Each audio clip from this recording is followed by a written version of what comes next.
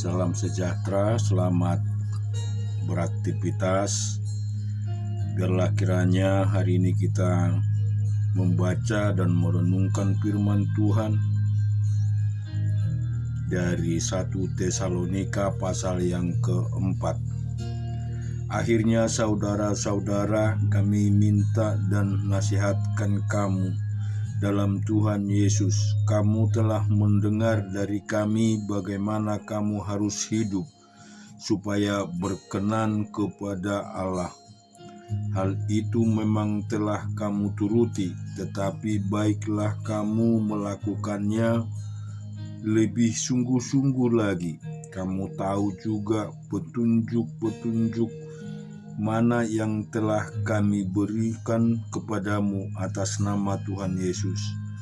Karena inilah kehendak Allah, pengudusanmu, yaitu supaya kamu menjauhi percabulan, supaya kamu masing-masing mengambil seorang perempuan menjadi istrimu sendiri dan hidup di dalam pengudusan dan penghormatan, bukan di dalam keinginan hawa nafsu seperti yang dibuat oleh orang-orang yang tidak mengenal Allah.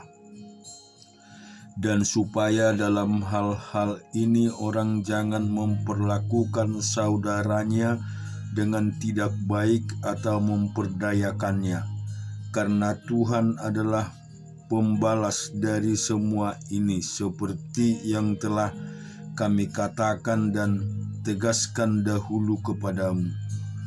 Allah memanggil kita bukan untuk melakukan apa yang cemar, melainkan apa yang kudus. Karena itu siapa yang menolak ini bukanlah menolak manusia, melainkan menolak Allah yang telah memberikan juga Roh-Nya yang kudus kepada kamu. Tentang kasih persaudaraan tidak perlu dituliskan kepadamu, karena kamu sendiri telah belajar kasih mengasihi dari Allah. Hal ini kamu lakukan juga terhadap semua saudara di seluruh wilayah Makedonia. Tetapi kami menasihatkan kamu saudara-saudara, supaya kamu lebih bersungguh-sungguh lagi melakukannya, dan anggaplah sebagai suatu kehormatan untuk hidup tenang, untuk mengurus persoalan-persoalan sendiri dan bekerja dengan tangan seperti yang telah kami pesankan kepadamu, sehingga kamu hidup sebagai orang-orang yang sopan di mata orang-orang yang orang luar dan tidak bergantung pada mereka. Selanjutnya kami tidak mau saudara-saudara bahwa kamu tidak mengetahui tentang mereka yang meninggal, supaya kamu jangan berduka cita seperti orang-orang lain yang tidak mempunyai pengharapan. Karena jikalau kita percaya bahwa sesuatu telah mati dan telah bangkit, maka kita percaya juga bahwa mereka yang telah meninggal dalam Yesus akan dikumpulkan Allah bersama-sama dengan Dia. Inilah yang kami katakan kepadamu dengan firman Tuhan. Kita yang hidup, yang masih tinggal sampai kedatangan Tuhan, sekali-kali tidak akan mendahului mereka yang telah meninggal. Sebab pada waktu tanda diberi, yaitu bahwa waktu penghulu malaikat berseru dan bersangkakala Allah berbunyi, maka Tuhan sendiri akan turun dari surga dan mereka yang mati dalam Kristus akan lebih dahulu bangkit. Sesudah itu kita yang hidup, yang masih tinggal, akan diangkat bersama-sama dengan mereka dalam awan menyongsong Tuhan dan angkasa. Demikianlah kita akan selama-lamanya bersama-sama dengan Tuhan. Karena itu hiburkanlah seseorang akan yang lain dengan perkataan-perkataan ini. Dan kita juga akan membaca firman Tuhan di dalam Hosea pasal yang ke-7. Apabila aku menyembuhkan Israel, maka tersingkaplah kesalahan Efraim dan kejahatan-kejahatan Samaria, sebab mereka melakukan penipuan, pencuri mendobrak masuk gerombolan perampas di luar, dan tidak terpikir mereka bahwa aku mengingat segala kejahatan mereka. Sekarang pun perbuatan-perbuatan mereka mengepung mereka. Semuanya ada di hadapan wajahku. Mereka menyukakan raja dengan kejahatan mereka dan para pemuka dengan kebohongan mereka.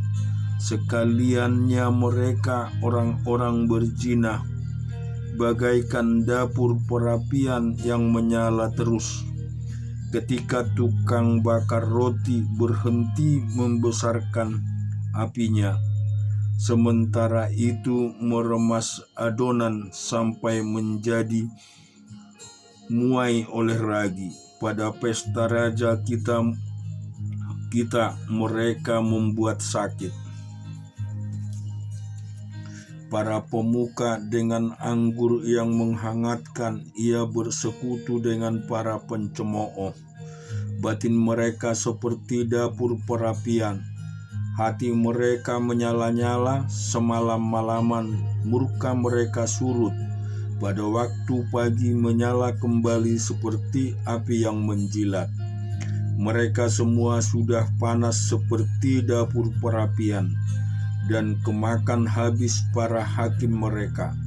Semua raja mereka sudah tewas, tidak ada seorang di antara mereka yang berseru kepadaku. Efraim mencampurkan dirinya di antara bangsa-bangsa. Efraim telah menjadi roti bundar yang tidak dibalik. Orang-orang luar memakan habis kekuatannya, tetapi ia sendiri tidak mengetahuinya. Juga ia sudah banyak berubah, tetapi ia sendiri tidak mengetahuinya. Kecongkakan Israel menjadi saksi terhadap dirinya, namun mereka tidak berbalik kepada Tuhan Allah mereka dan tidak mencari Dia kendati semuanya itu. Efraim telah menjadi merpati tolol, tidak berakal, dengan memanggil kepada Mesir, dengan pergi kepada Asyur. Apabila mereka pergi, aku akan membentangkan jaringanku ke atas mereka. Aku akan menurunkan mereka seperti burung-burung di udara. Aku akan menghajar mereka karena kejahatan-kejahatan mereka. Celakalah mereka, sebab mereka melarikan diri daripadaku. Binasalah mereka, sebab mereka memberontak terhadap aku. Aku ini mau menebus mereka, tetapi mereka pendusta terhadap aku. Seruan mereka kepadaku tidak keluar dari hatinya, tetapi mereka meratap di pembaringan mereka.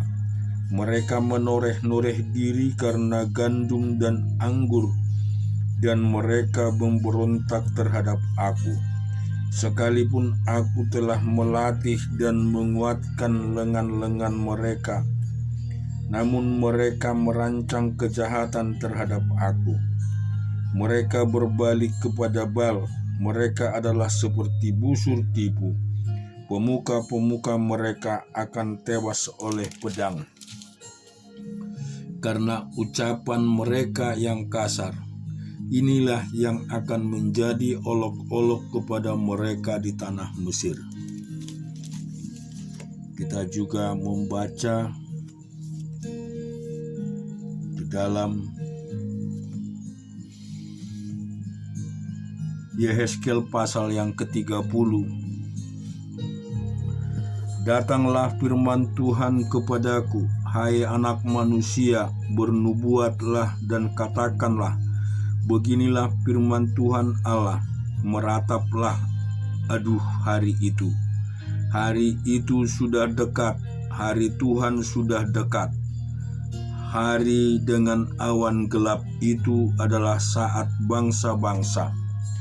Pedang datang atas Mesir dan Ethiopia akan gemetar pada saat berbahan orang-orang yang mati terbunuh di Mesir, dan kekayaannya dilarikan dan dasar-dasarnya terbongkar.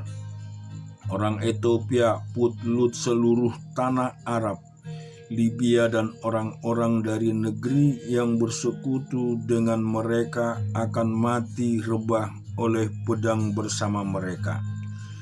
Beginilah firman Tuhan, orang-orang yang mendukung Mesir akan mati rebah, dan kecongkakan Mesir yang ditimbulkan kekuatannya akan patah dari Migdol sampai Siene. Mereka mati rebah oleh pedang. Demikianlah firman Tuhan Allah. Ia akan dimusnahkan di tengah negeri-negeri yang sudah sunyi sepi, dan kota-kotanya termasuk kota-kota yang sudah runtuh.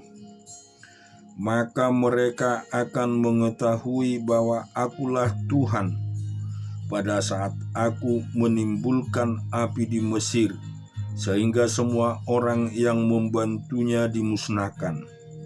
Pada hari itu utusan-utusanku akan berangkat dengan cepat-cepat untuk mengejutkan Ethiopia yang bersenang-senang, dan mereka akan getar pada hari penghukuman Mesir, sebab sungguh hari itu akan datang. Beginilah firman Tuhan Allah, Aku akan meniadakan kekayaan Mesir dengan perantaraan Nebukadnezar, Raja Babel. Ia bersama bangsanya, yaitu yang paling ganas di antara bangsa-bangsa, akan dibawa untuk memusnahkan tanah itu, dan mereka akan menghunus pedang terhadap Mesir dan memenuhi tanah itu dengan orang-orang yang terbunuh. Aku akan mengerikan anak-anak sungai Nil dan akan menyerahkan tanah itu dalam tangan orang-orang jahat dan memusnahkan tanah itu serta segala isinya dengan perantaraan orang-orang asing. Aku Tuhan yang mengatakannya. Beginilah firman Tuhan Allah. Aku akan membinasakan berhala-berhala dan meniadakan dewa-dewa dari Memphis, dan tidak akan ada lagi pemimpin di tanah Mesir, dan aku akan menimbulkan ketakutan di sana. Aku akan memusnahkan Patros dan menimbulkan api di Soan, dan menjatuhkan hukuman atas Tebe. Aku akan mencurahkan amarahku atas Sin, benteng Mesir, dan melenyapkan kekayaan Tebe.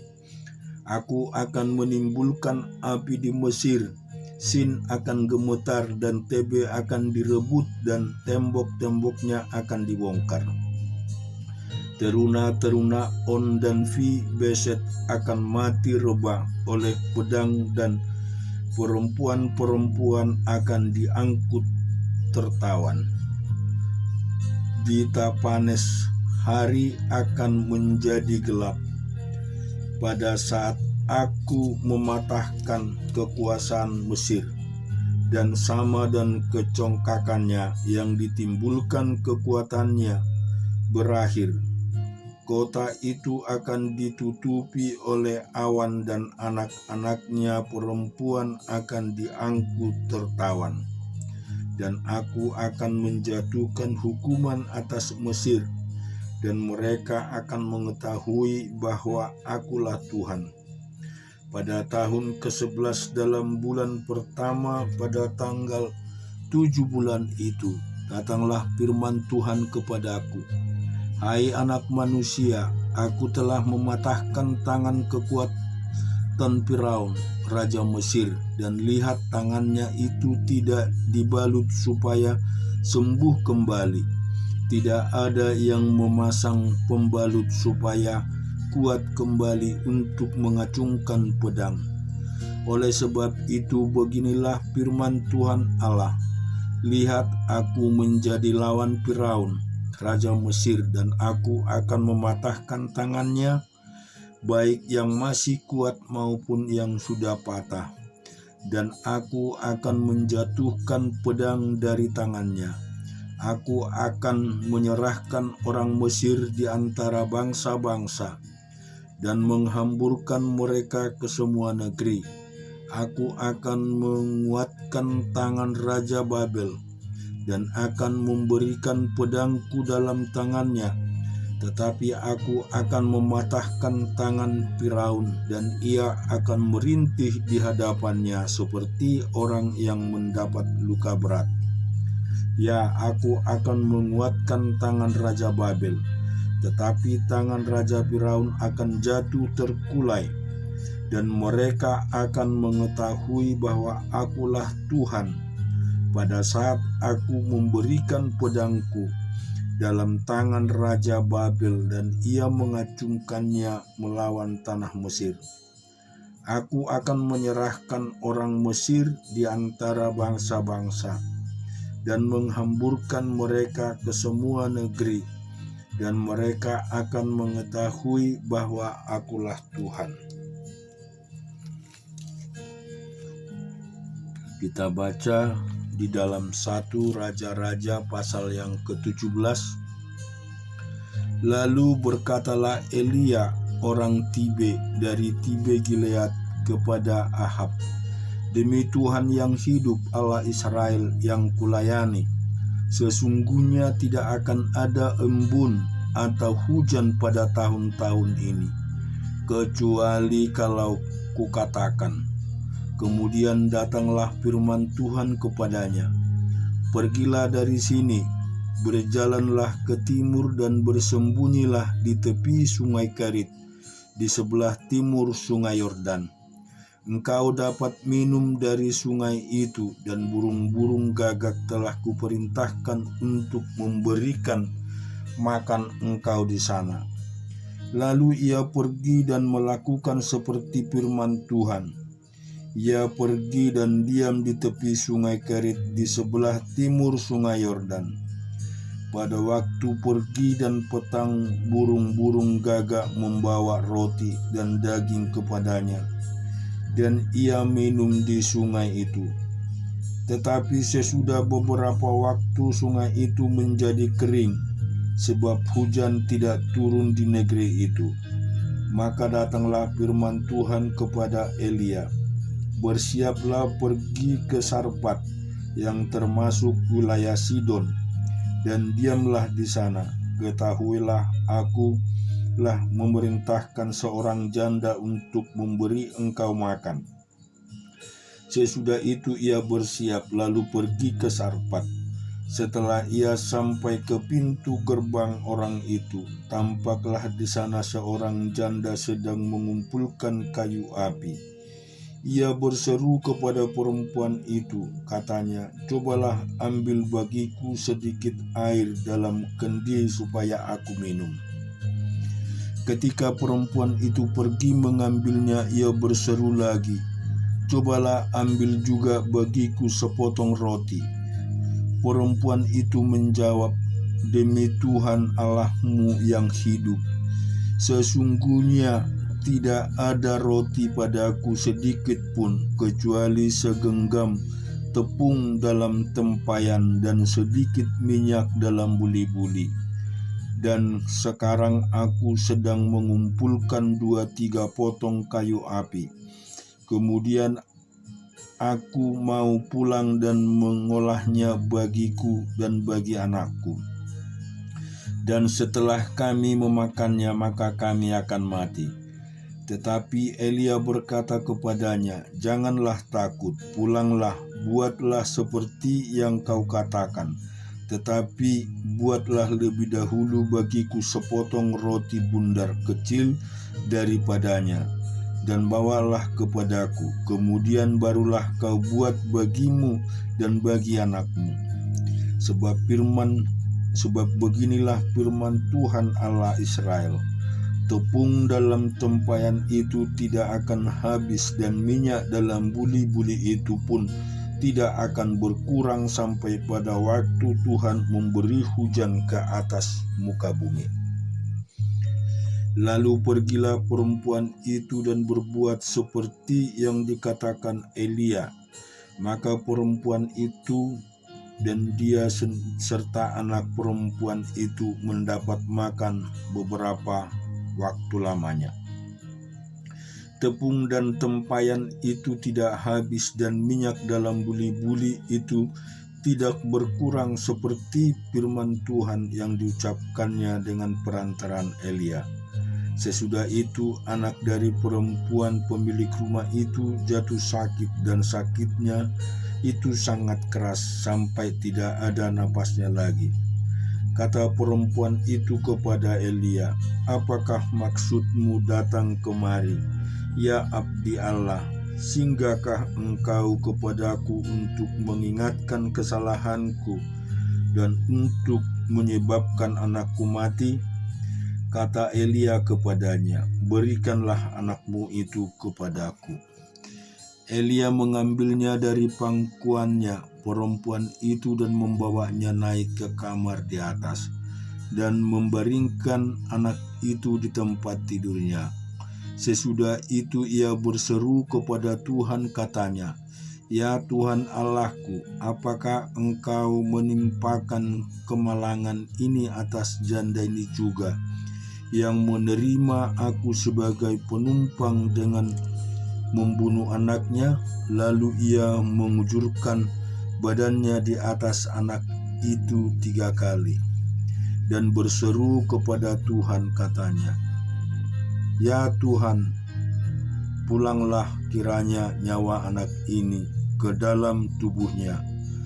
Tuhan mendengarkan permintaan Elia itu, dan nyawa anak itu pun pulang ke dalam tubuhnya, sehingga ia hidup kembali.